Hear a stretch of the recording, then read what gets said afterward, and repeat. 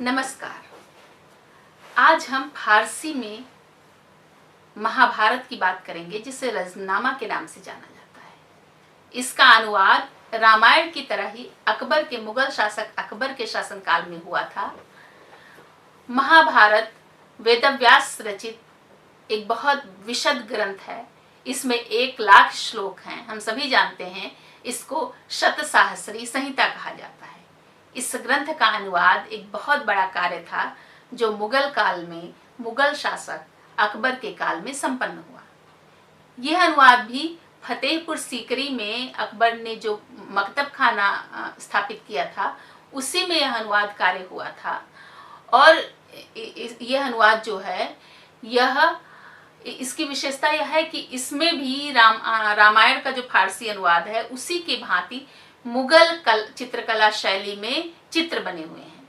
मुगल चित्रकला शैली भारतीय चित्रकला शैली और फारसी चित्रकला शैली सफाविद के मिश्रण से बनी हुई एक चित्रकला शैली है।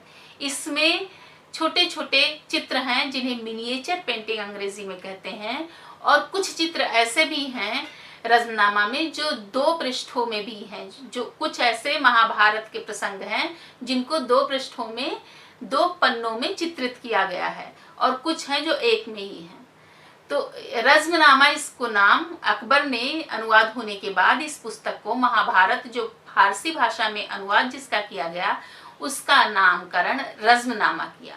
रज़मनामा का शाब्दिक अर्थ होता है युद्ध की पुस्तक। क्योंकि इसमें महाभारत की युद्ध का वर्णन है, इसलिए इसे रज़मनामा नाम दिया गया। इसका जो अनुवाद है, ये 1584 ईस्वी से 1586 ईस्वी तक किया गया। ऐसा ज्ञात होता है कि 2 वर्ष का समय लगा इसमें। और इसके चित्रकार मुशफीक, दसवंत, बसावन और लाल इसके प्रमुख चित्रकार हैं। इसकी एक प्रति जो है वो आज जयपुर का जो संग्रहालय है उसमें संरक्षित है, उसमें रखी हुई है।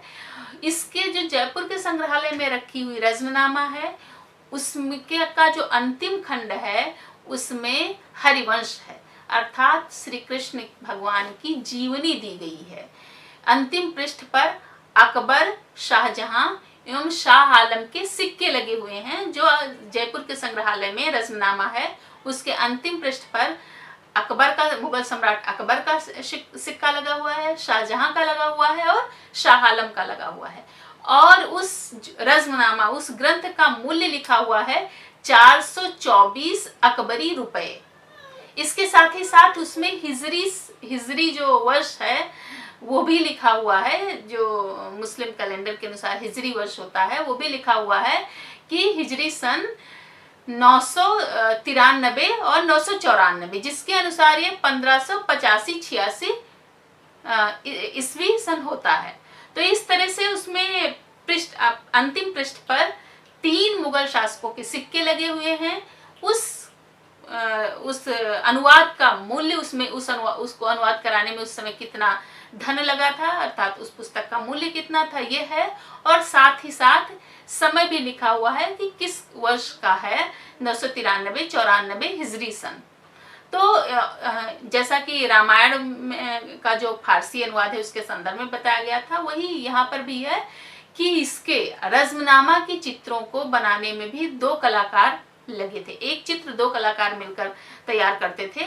एक कलाकार तरह बनाता था, अर्थात रेखांकन करता था, चित्र की आउटलाइन बनाता था, और दूसरा जो चित्रकार है वह उसमें अमल करता था, उसमें विभिन्न रंगों का संयोजन करता था, रंग भरता था।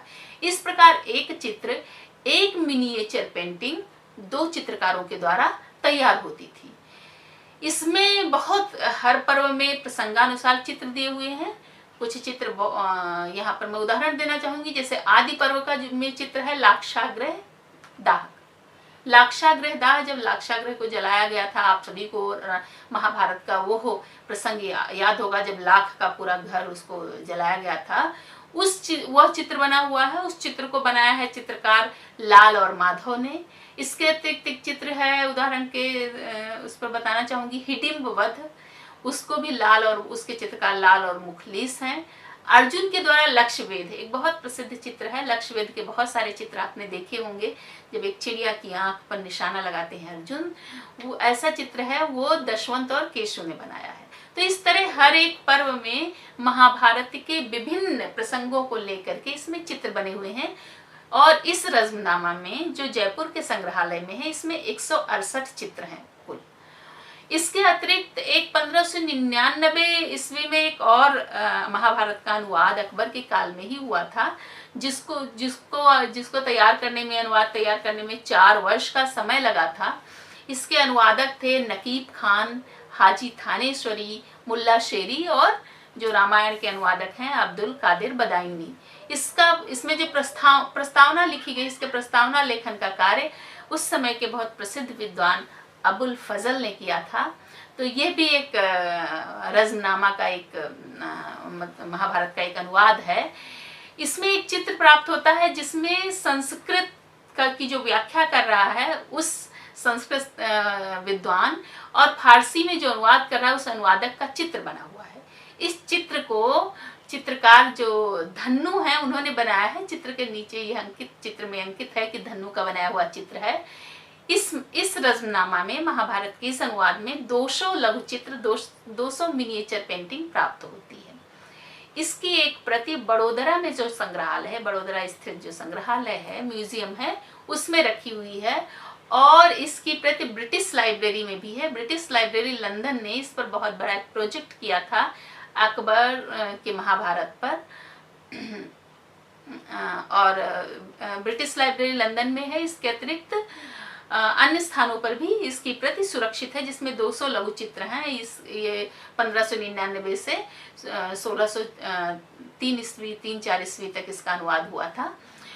एक और अनुवाद है जो एक और प्रति प्राप्त होती है जो अब्दुल रहीम खान खाना ने अपने लिए 1616-17 में तैयार करवाया था। अब्दुल रहीम खान खाना मुगल काल के, अकबर के काल के बहुत बड़े विद्वान हैं और उन्होंने कृष्ण भक्ति पर लिखा हुआ है और बहुत ही प्रसिद्ध विद्वान हैं। उनके दोहे प्राप्त होते हैं हिंदी में, आप सभी हिंदी साहित्य में पढ़ते हैं तो जानते ही होंगे। तो अब्दुल रहीम खान खाना का जो अपने लिए महाभारत की प्रति, रज़्मनामा की प्रति तैयार करवाई थी, उसमें 70 लघु चित्र प्राप्त होते हैं। और इसकी प्रतियां जो हैं कुछ पूर्ण और अपूर्ण दोनों रूप से विक्टोरिया एंड अल्बर्ट जो म्यूजियम है लंदन में, उसमें रखी हुई है। इसके अतिरिक्त न्यूयॉर्क में मेट्रोपॉलिटन म्यूजियम ऑफ आर्ट है, उसमें भी ये जो अब्दुल रहीम खान खाना ने अपने लिए तैयार करवाई थी प्रति, इसके कुछ भाग रखे हुए हैं। इस प्रकार हमें रज़्मनामा की 3 प्रतियां प्राप्त होती हैं। एक जो जयपुर के संग्रहालय में है, दूसरी जो ब्रिटिश लाइब्रेरी लंदन और बड़ोदरा संग्रहालय में है, और तीसरी जो अब्दुल रहीम खान खाना ने अपने लिए तैयार करवाया था, जो अभी Victoria and Albert museum London में, इसके अलावा मेट्रोपॉलिटन म्यूजियम जो है न्यूयॉर्क में, वहां पर है। इसके अतिरिक्त हरिवंश का भी पुनर्लेखन हुआ था जिसमें 30 चित्र थे। यह भी विक्टोरिया एंड अल्बर्ट म्यूजियम में और मेट्रोपॉलिटन म्यूजियम में है, ऐसा बताया जाता है। तो इस तरह 3 रज़्मनामा की 3 प्रतियां थी, 3 इसके संस्करण कह सकते हैं। पहला जो 1584 से 1586 में अनुदित हुआ, जो हमारा जयपुर के संग्रहालय में है, जिसमें 3 मुगल शासकों के सिक्के हैं और मूल्य भी लिखा हुआ है, हिजरी सन भी लिखा हुआ है। दूसरा जो 1599 से 1603-4 तक जिसका अनुवाद हुआ, जो इस समय बड़ोदरा संग्रहालय और ब्रिटिश लाइब्रेरी में है, इसमें 200 लघु चित्र थे और पहले में 168 लघु चित्र थे। तीसरा जो अब्दुल रहीम खान खाना ने अपने स्वयं के लिए तैयार करवाया था 1616-17 में, इसमें 70 लघु चित्र हैं और ये लंदन और न्यूयॉर्क के म्यूजियम में संग्रहित है। इसके अतिरिक्त हरिवंश का भी पुनः लेखन हुआ था, उसके अनुवाद का पुनर्लेखन हुआ था। इसमें 30 चित्र हैं, यह भी लंदन और न्यूयॉर्क में संग्रहित है। इस तरह महाभारत का फारसी भाषा में अनुवाद हुआ रज़्मनामा के नाम से जाना जाता है, जो भारत सहित विश्व के विभिन्न संग्रहालयों में सुरक्षित है। कहीं पूर्ण रूप से सुरक्षित है, कहीं अपूर्ण रूप से सुरक्षित है, परंतु यह भारतीय धरोहर का एक अभिन्न अंग है। मुगल काल में मुगल शासकों ने संस्कृत के प्रति, संस्कृति के प्रति, साहित्य के प्रति, भारतीय ज्ञान परंपरा के प्रति, भारतीय ज्ञान परंपरा के प्रवाह के प्रति क्या योगदान दिया, क्या उनका अवदान था, उनकी दृष्टि क्या थी, ये सब बताने के लिए रामायण और महाभारत के ये फारसी भाषा में किए गए अनुवाद और इसके साथ इसमें बनाई गई मुगल शैली की जो पेंटिंग है, जो चित्र हैं, ये बहुत विशिष्ट अपना स्थान रखते हैं, उसको प्रदर्शित करते हैं। इससे परिलक्षित होता है कि किस प्रकार मुगल शासन में, जो कि भारत में मुस्लिम शासकों का अंतिम वंश रहा है, उसमें किस तरह से कला को, साहित्य को, संस्कृति को बढ़ावा दिया गया और किस तरह से मुगल शासकों ने संरक्षण किया, उन सारे तत्वों का संरक्षण के साथ उसका संवर्धन किया, जिसका पूरा प्रभाव भारत ही नहीं अपितु अन्य देशों पर भी पड़ा, क्योंकि फारसी भाषा में अनुवाद होने से एक बहुत बड़े जगत से रामायण और महाभारत का संपर्क हुआ। और इसकी जो विशेषता है कि इसमें जो पेंटिंग, जो लघु चित्र हैं, ये अभूतपूर्व है, क्योंकि इससे पूर्व महाभारत की किसी भी प्रति में, किसी भी अनुवाद में चित्र इस तरह नहीं बनाए गए थे। महाभारत के प्रसंगों, महाभारत के दृश्यों पर जो चित्र बने हुए हैं, यह मुगल कला शैली और मुगल काल की एक अभूतपूर्व और अतुलनीय देन है। यह वर्तमान में हमारे देश की, हमारे संस्कृति की विरासत का एक हिस्सा है और इसको आप देख सकते हैं। और मुगल कला शैली में किस प्रकार कथानकों को चित्र के माध्यम से प्रदर्शित करके सचित्र रज्मनामा, सचित्र महाभारत का निर्माण किया गया, यह आप देख सकते हैं। बहुत ही प्रशंसनीय बहुत ही प्रशंसनीय और विद्वानों के मध्य समादृत अपने समय का अनुवाद और रचना रही है। इसके बहुत तब से लेकर आज तक इस चर्चा के केंद्र में है। इसी के साथ मैं अपनी बात को समाप्त करती हूँ। इसके अगले कड़ी में हम मेवाड़ जो चित्रकला शैली है, उसमें महाभारत और उसमें अन्य कृतियों में जो चित्र बनाए गए, उस पर चर्चा करेंगे। नमस्कार, धन्यवाद।